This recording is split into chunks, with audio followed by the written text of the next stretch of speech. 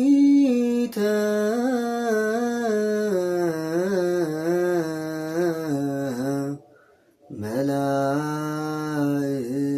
መላእክቲሁ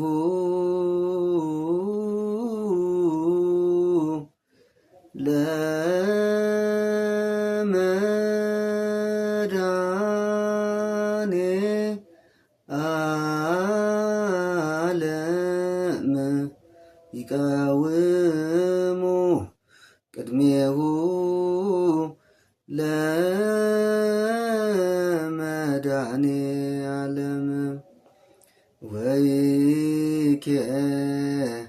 ወይኬልልዎ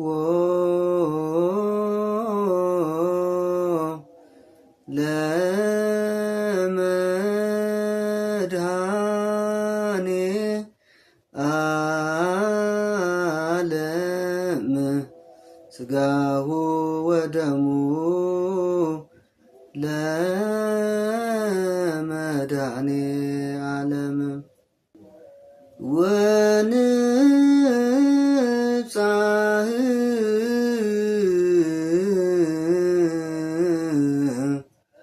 ቅድመ ገጹ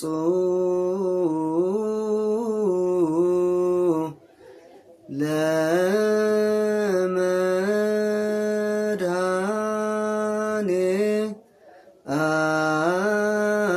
ዓለም በአሚነ ዚአሁ ለክርስቶስ ንገኒ በአሚነ ዚአሃ ለማርያም ንገኒ። ሰላም የተከበራችሁ ውዶች እንዴት ናችሁ? በባለፈው በጸሎተ ምህላ በተከታታይ መጥቼ ነበር።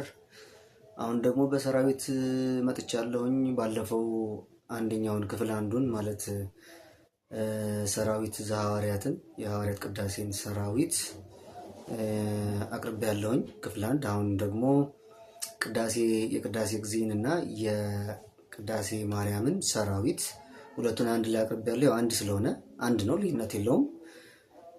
መጨረሻ ላይ ዚአሁ ለክርስቶስ ንገኒ በቅዳሴ ጊዜ በቅዳሴ ማርያም ጊዜ ደግሞ ዚአሃ ለማርያም ንገኒ።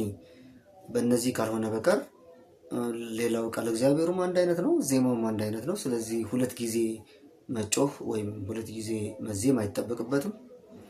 ለማስተማርም አንዴ መጮህ በቂ ነው።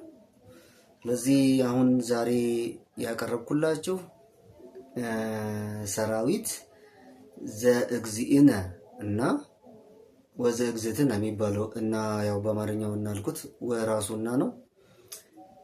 ሰራዊት ዘእግዝእትነ ወዘእግዚእነ ወይም ሰራዊት ዘእግዚእነ ወዘእግዝእትነ ተብሎ የምንማረው ወይም የምናውቀው ነው። እንግዲህ ሼር አድርጉ ለሰዎች ማለት ነው፣ አጋሩት ለጓደኞቻችሁ፣ ላይክ አድርጉ፣ አበረታቱኝ። ፎሎ ያላደረጋችሁ ፎሎ አድርጉ።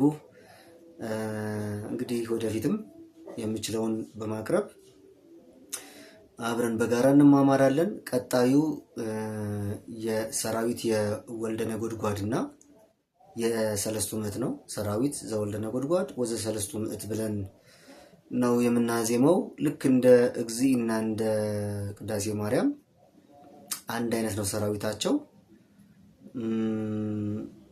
ልዩነቱ መጨረሻ ላይ ሰማዕታት ማለቱ ነው ወልደ ነጎድጓድ ለሰማዕታት መታሰቢያ የሚዜም ስለሆነ፣